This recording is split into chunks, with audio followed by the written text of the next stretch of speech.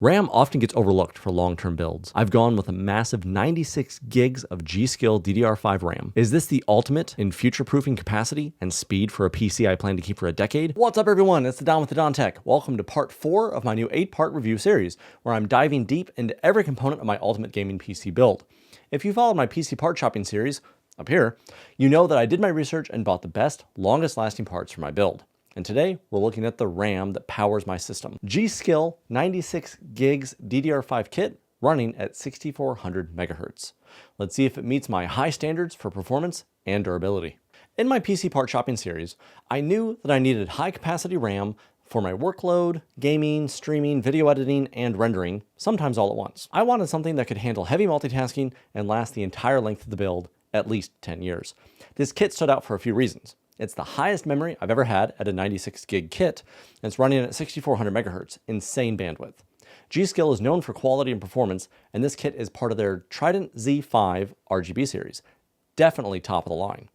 It also carries a limited lifetime warranty, and it's among the best RAM sticks you can possibly buy. Installation was as easy as you'd expect. You just pop in the two 48 gig sticks into the DIMM slots, enable XMP in the BIOS, and it ran at 6400 megahertz with incredible timings flawlessly. Let's talk about the features. The kit uses Hynix M die chips, which are known for balancing performance and stability, especially in high capacity configurations. The matte black heat spreaders with RGB on top look sleek in my NV7 case, and the diffused RGB strips easily sync with my other components. The kit's 96 gig capacity is a game changer for me. Most gaming builds stick to about 32 gigs, but I went big because I edit 4K videos, run multiple apps at once, I alt-tab out of games, and I wanted to make sure I've got no bottlenecks. The 6400 megahertz speed ensures fast data transfer, and the low timings, latency, keep things snappy for gaming and productivity. It's a dual channel kit, so I'm maximizing bandwidth on my motherboard's two primary DIMM slots. I'm also a lover of big numbers. Then why didn't you get more RAM? Money.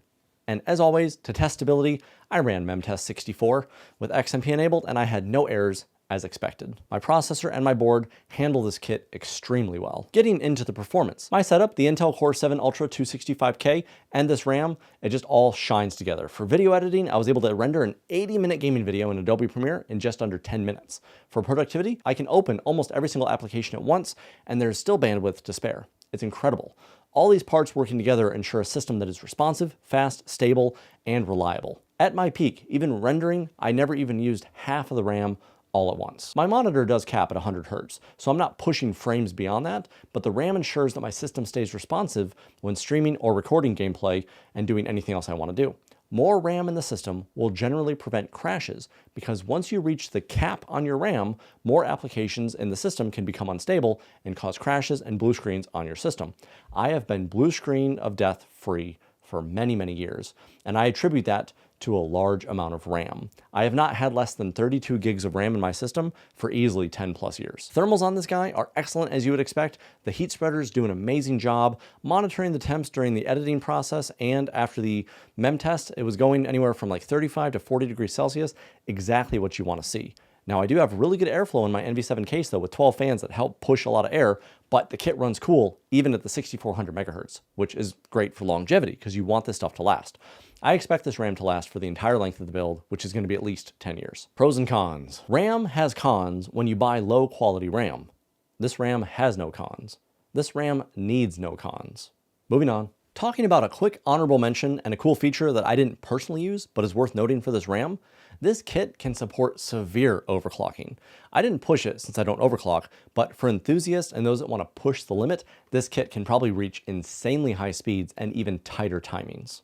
You can also maybe adjust the voltage up a little bit and a couple of other tweaks to get as much oomph out of it as possible, and then you can add even better performance. But again, that's just for the overclockers out there in the audience. Is this right for you? You may be wondering yourself, okay, you sold me on this RAM, but should I get this RAM? Is it right for me? Well, if you're a content creator, video editor, heavy multitasker like me, it's perfect. It'll handle everything. It's got reliability, it's really good for high-end builds, it's got enough capacity there to last you for as long as you want it. I mean, the only thing you'd have to worry about is if the cost of the RAM is too much and you want to get a lower amount of RAM in the system. So if you don't need 96 gigs, G.Skill and their Trident Z still offers a 32 or 64 gig kit in this entire series with similar speeds and timings. And they're cheaper and they still work really, really well for most builds. And budget builders, a 32 gig kit of DDR5 6000 from G.Skill or Corsair will do the trick. You'll miss out on some of the capacity for heavier workloads, and as always, don't get less than 32 gigs of RAM. It is a crime after all. Let me know what RAM you're using in your build in the comments down below. Next up is part 5, where we're going to be talking about my NVMe SSD boot drive. Don't miss it. I'm happy to answer any questions you may have, so leave them in the comments down below. If you found this review helpful, feel free to subscribe, and hitting the like button will also help others see this as a helpful video.